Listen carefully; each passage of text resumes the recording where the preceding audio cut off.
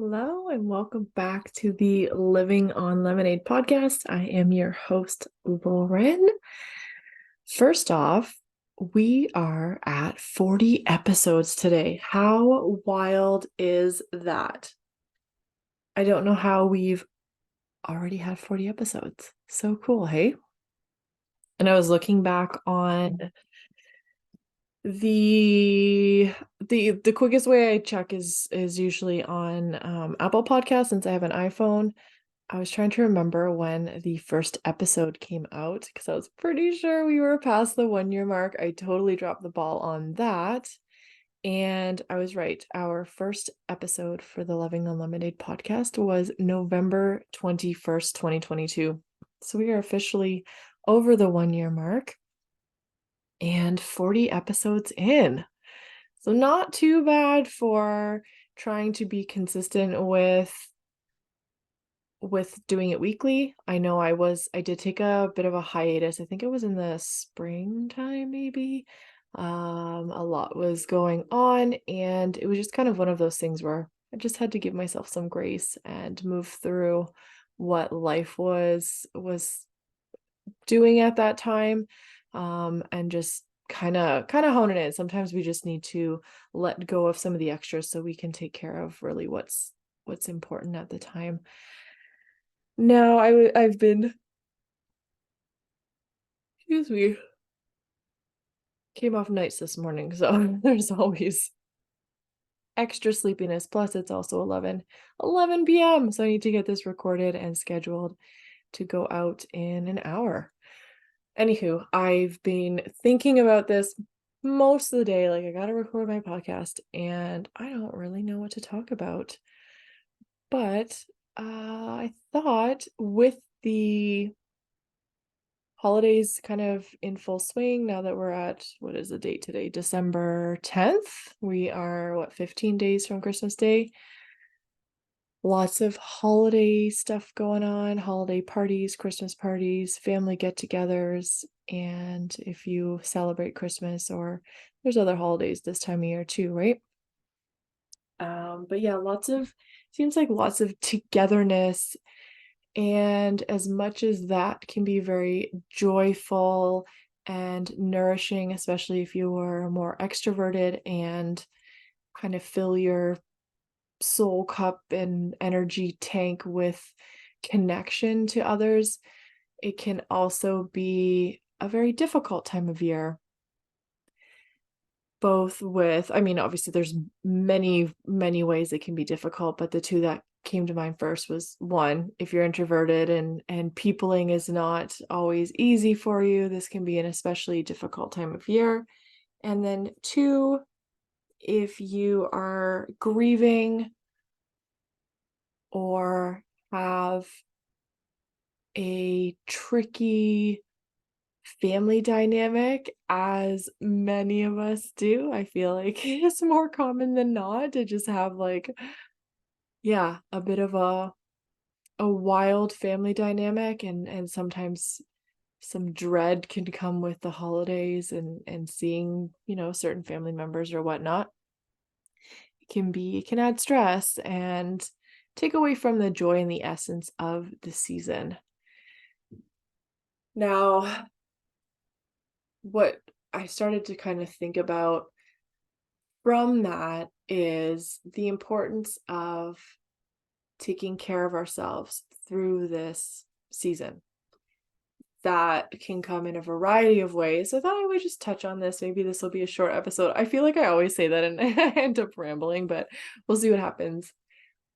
I actually haven't finished it, but in my network marketing Facebook group, it's just a casual thing. I do try to post kind of regularly. So lately, every day I have a post scheduled for self-care, different types of self-care. So it's an 8-week series. And I think what I'm going to do for the New Year's, I'm going to schedule them in a couple of I have like 3 Facebook groups going. It's probably too much, but I don't know. I do love it. I just have to make sure that it's sustainable and isn't too much for me. So they're not terribly a couple of them aren't like super active in terms of a lot of content. I try to keep a couple staples in my Living on Lemonade and then plan an event per month, and that kind of is sustainable for me. And then with the No Hustle group, we do a couple different things in there as well. So it's like I'm kind of supporting a couple different groups, and then I have my Norwex VIP group, which is my most of my time goes into that, because that's more it's a wider business, of course, because it's a more established too. So I have more going on there, but I'm also just more kind of organized with it. And the other two are newer. I started them, I think both. Yeah, I started the Living on Lemonade one in January, and as a podcast listener, you've heard the master classes that I've done inside of there. So December's kind of get together for the Living on Lemonade Facebook group, we're going to do, if you hear this in time, we're going to do a vision board workshop. That's on Thursday, December, I believe it's the 14th. Let me just confirm here. Yeah, it should be the 14th at 8 p.m. It's going to be on Zoom. We're just going to hang out. I might do a little chat at the beginning in terms of like intentions and stuff like that. But really it's just a way to hang out a little bit. If anyone has questions or we want to bounce ideas, we can do that inside of that time. And people who want to cut and paste and make a vision board for 2024 can do that. And those who want to do it digitally, we have Canva. So I'm not an expert at Canva by any means, but I've used it a lot. So I'll be there to kind of assist if anyone has questions. So I decided to switch it up. I just didn't feel inspired to do a masterclass this month. I have been struggling a little bit, if I'm completely honest. The last few weeks I've had a couple really low lows, and it's interesting that when I'm talking about just how dynamic the holiday season can be. So for example, a week ago, like last weekend, it was on the Friday, I came off nights and we went to Cambridge for a surprise retirement party for Henry, who's like my second dad. And that was wonderful, super soul nourishing, and filled my cup and all of that. And then the next day, um my mom had slept over. We took her with us, so because she doesn't like to drive in the dark. So we took her to Cambridge. She slept over that night. And then the next morning we popped over to the States. I had to pick up a package. It was actually a one of those food like feeders it's for Darla, my mom's cat. I try to help out with her as well. Anyway, it's one of those feeders that you can schedule stuff, because Darla seems to have a little bit of a problem with portion control. And when my mom is away, we just give her the gravity feeder, because I can't pop in every day since she lives about just under an hour away. And we find that it's not helpful for Darla's weight. So I wanted to get something that we could kind of help to maintain, just like make sure she's getting enough food, but not overeating. So I set it up today anyway. And yeah, so we popped to the States and then came back. And then Eric and I had a Christmas or holiday get together with some friends that we've made over the last couple summers at our local marina, now that we're close by in Sarnia. And it was a lot of fun. There were a few times that I found myself actually like holding my face because I was laughing so hard that my cheeks hurt, and I had to kind of like hold them so they weren't stretching, and just it was a good time. And then the next day, for no particular reason, I hit a low emotionally and had a hard time doing much of anything that day. I did edit the podcast for last week. I just used a masterclass. It's kind of one of those things where it was really handy to have an extra just kind of there and ready, because I did not feel up to recording. And I kind of just spent the day on the couch watching movies and knitting. I was knitting some drink mitts for gifts and orders and stuff.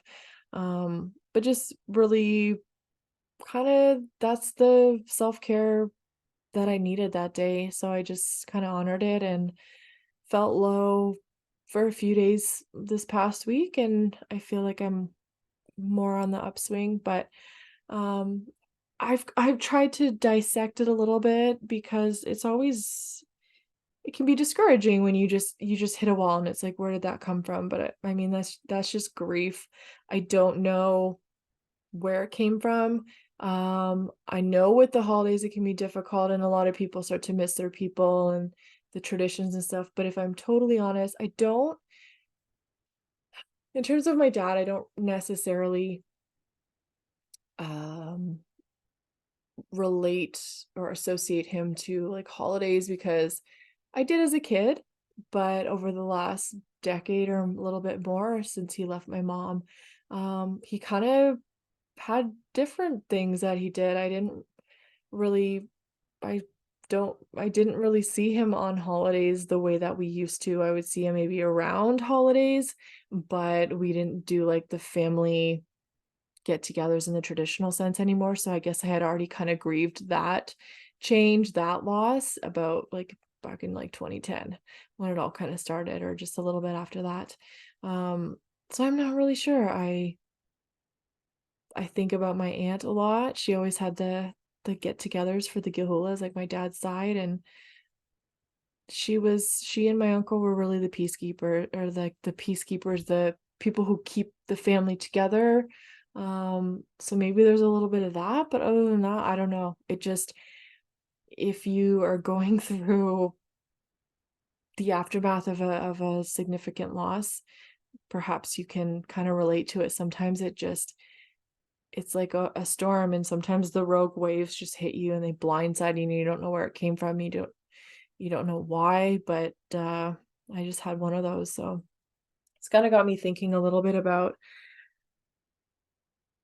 as we navigate this holiday season with the extra interactions and maybe we don't have a whole lot of interactions. Maybe it's extra lonely because we don't have our people around us. How can we take care of ourselves? How can we make that a priority so that we can navigate the next few weeks or with as much grace and ease as possible? And when I was talking about the self-care series, there's 8 types of self-care. I'm not going to go into all of them, but the main ones that I kind of focus on in terms of like this context would be physical, mental, emotional, and spiritual, and maybe environmental. Some of them can kind of, like, when you think of different practices for each one, they can kind of meld into each other a little bit here and there. They're interchangeable in that sense. So starting with physical self-care, moving our bodies, and just, yeah, making sure that we move our bodies through this season. um it helps us process our emotions too, even going for a walk. I read an article that uh, it was talking about how walking has similar effects as EMDR, which is like an eye movement type therapy to process trauma, because as we're walking, our eyes are moving back and forth with just what's the word, observing our environment, right? Maybe making sure that we're safe. So it's kind of a similar effect, which I found really interesting. It's like a very organic way, and you can just do it by yourself. You could pop a podcast in. So making sure that you're moving your body, and also being mindful of nutrition, right? I know this is the time of year that we often like to indulge, myself included. I'm not going to be a hypocrite and say like I'm going to eat so healthy, because there's going to be cookies, there's going to be treats and all the things, but um just noticing how these things kind of make our bodies feel, and if there's things that kind of hurt us a little bit more than others in terms of like how we feel afterwards, maybe cutting back on them, just like not overindulging maybe. So just being like, I'm gonna have a little taste of this, but I'm not gonna eat as much of it that's going to make me feel ill. So little things, right? And maybe it's super obvious, but maybe it's something that we just kind of need to remind ourselves of sometimes. I know for me, dairy sometimes kind of upsets my system. So um yeah, I just want to be mindful of what I'm eating and how I might feel after, especially if I'm feeling a bit emotional or a bit down. It definitely sucks when you're feeling low emotionally and then you also feel physically ill. So if we can kind of offset that a little bit, it's also always helpful. So movement and nutrition in terms of physical, mental, how are you supporting your mental wellness? Are you practicing boundaries? What are your boundaries so that you can stay kind of mentally healthy and not be anxious about things? Or what else is there? I'm just kind of thinking of things off the top of my head. I don't have any sort of real notes, but um yeah, like, do you just need to go for a walk to clear your head? Do you need to take a nap? Nap would work in the physical wellness, but it also works in mental wellness. When we're sleeping, if we get a restful sleep, that's when our brain can really kind of process things and reset for the day and recharge. It's so, so, so important. Mental wellness, also emotional. I find that when I'm very emotional and down, I just I often need a good night's sleep. And I find that when I'm feeling a little bit burnt out and I start getting irritable, that's a big one for me. When I start getting irritable and a little bit like a when I have a shorter fuse with things that normally wouldn't really rattle or rock me. I know that it's time to put myself on a timeout, and usually that looks like taking a nice nap. So like I said, some of these things are kind of interchangeable, but getting enough rest is so, so important. Probably maybe one of the most important things because it helps with our entire body, brain, the rest of our body, all of cell processing and all of those things. Um, I can't think of anything else really profound off the top of my head for mental wellness, but just how are you, or do you need to step away from a situation? Again, like I said, just need to take a breather. If maybe conversation's getting a little intense, or there's just, yeah, someone that just you have a hard time being around, you need a bit of a smaller dose. Maybe you just step out of the room and just take a few breaths. Take a few breaths. You can go into the bathroom, and if you're feeling activated, if your nervous system feels dysregulated, hand over heart, literally just connect back with your body. Look around, start to orient. That helps your body kind of ground and brings your mind, brings yourself back into the present, brings yourself back into your body so you're not strictly in your mind and ruminating about things or feeling anxious about things. Just looking around, hand over heart. You can do a grounding exercise. It can be as simple if you're sitting or standing, just imagining roots either from your, kind of the base of your tailbone if you're sitting, or from your feet, kind of anchoring you into the earth. You can imagine roots growing out of those places and down into the earth and maybe wrapping around like the center, the core of the earth, and just like anchoring you to the ground and keeping you grounded if you're feeling a little bit anxious, or I call it airy fairy when I just feel like I'm really up in my head and things just feel really flighty and almost like dizzy or spirally in my brain. Grounding is very helpful for that. So mental health. And then if we move into kind of supporting our emotional health as well, some of those things are also interchangeable.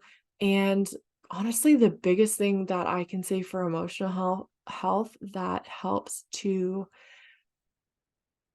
ensure wellness or foster or maintain, if and when you can make space for this, if you need to have a good cry, have a good cry.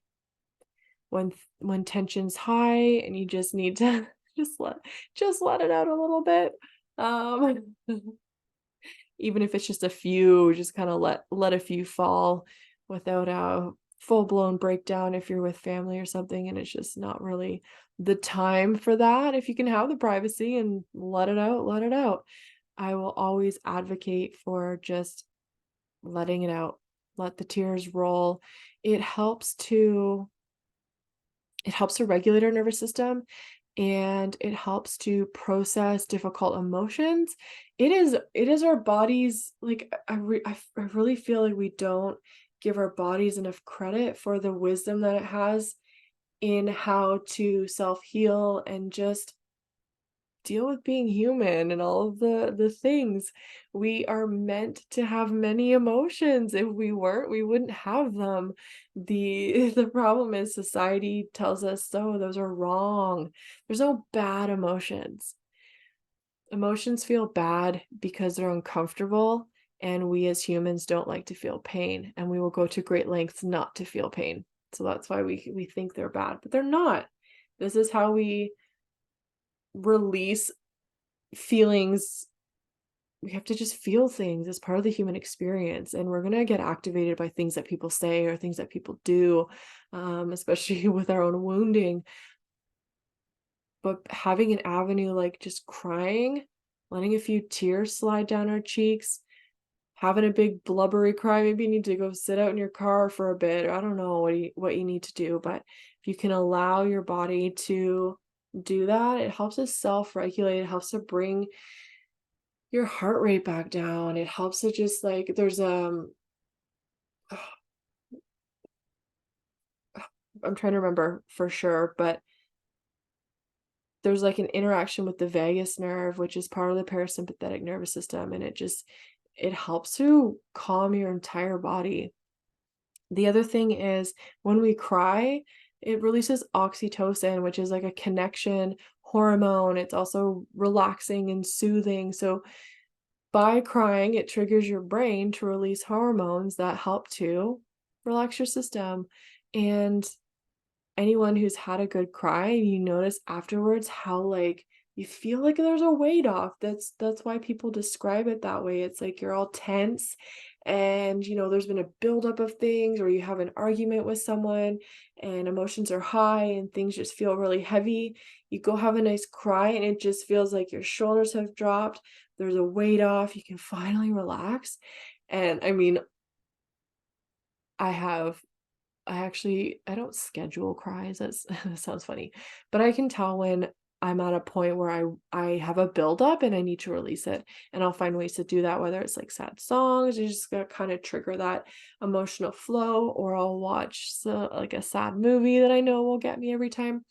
And sometimes I don't need those things. Sometimes I just need to sit and feel with the sensations and the experiences that I've had recently that maybe I wasn't able to address in the moment. It was an inappropriate time I was at work or whatever it was, and I couldn't just like sit there and have a blubbery cry, but making space for that and letting it go. And I always feel better at the end. Sometimes I cry so hard I get a headache and the next day I feel almost like energetically hungover, but I do know that it's helped to process some emotions and experiences. So if you need permission from someone other than yourself, I say go have a good cry and let it out and you'll feel better after, I promise. Um we went through physical, mental, emotional, spiritual. If that's something relevant to you, if it's I'm just trying to kind of plug it in real time. But oh, okay. How are you How are you honoring your authenticity? That can be linked back to kind of spirituality, the essence of who you are, and standing firm in that. That would also include boundaries when you're around others and stuff, but very fully like making sure that you're true to yourself. I kind of associate that with like spirituality. It's like your core, it's who you are, it's your soul, taking care of your soul. Um, to me would relate to like authenticity and boundaries and all of that good stuff. So just a quick idea, and being mindful and stepping in and up for yourself if you need to. Sometimes it happens when we're with those family members and things get a little tricky. I think I think that's it for this episode. Um, yeah,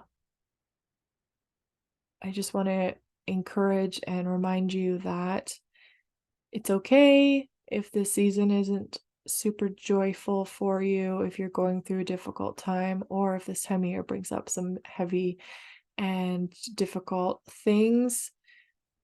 I, yeah, I hope you have some beautiful tools that you can put in place just to kind of help you navigate. Um, you can always look up like pillars of self-care if you want to look into it a little bit more. Maybe I'll do an episode on it.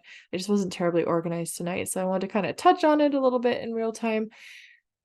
Hopefully there's a few little tidbits in there. Breathe, remember to breathe. Box breathing. Box breathing is like, so say you do a count of 4, you're going to inhale for 4, retain for 4, exhale for 4, retain for 4. So this could be a breathing technique that you can do anywhere. If you feel a little activated, it brings you into the present moment because you're thinking about counting and stuff, and you're thinking about what you're doing. You're directly back into your body because you're you're working actively with your breath. You can do that. One other quick breathing tip is inhale for whatever you want. Maybe it's 6, maybe it's 8. And the only trick here is you're going to exhale longer than you inhale. That signals to your body that you're safe, starts to restore that parasympathetic state, and bring your body, I can't talk, bring your body back into like an equilibrium. So that's it for tonight. I hope there's a couple little nuggets in there for you. If you hear this in time and you want to hang out on Thursday, pop into the Living on Lemonade Facebook group or send me a message on Instagram. I'll send you the Zoom link. And we'd be thrilled to have you. We're just going to be hanging out and working on vision boards for 2022. Oh my gosh, 2024. And yeah, envisioning our goals and intentions for the year. So hope everyone's doing okay out there. Sending you big hugs, so much love, and we will see you inside the next episode. Bye.